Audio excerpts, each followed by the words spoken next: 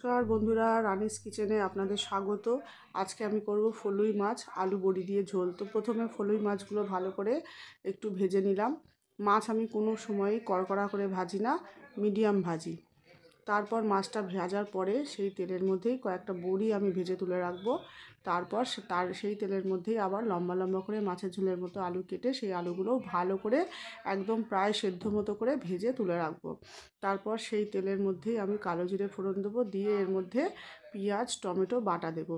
আমি কিন্তু এই রান্নায় কোনো আদা রসুন ব্যবহার করব না, আমি করিও না রান্নায়, এমনিতেও মাছে রসুন ব্যবহার করি না, এখানে আদাও দেবো না।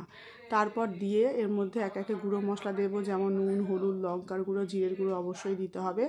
দিয়ে এবার একটু জল দেবো, দিয়ে মশলাটা কষিয়ে নেবো। চেরা কাঁচা লঙ্কাও কিছুটা পরিমাণ দেব, দিয়ে মশলাটা এবার ঢাকা দিয়ে কষিয়ে নিতে হবে।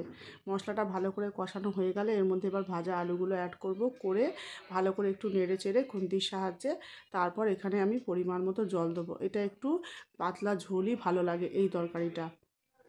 তারপর জল অ্যাড করার পর আপনারা আপনাদের পরিমাণ মতো জল অ্যাড করবেন। তারপর ফুটে উঠলে বড়ি, আলু, মাছ সব একসাথে দিয়ে দেবো। দিয়ে এবার কাজ হবে একটু ফুটতে দেওয়া।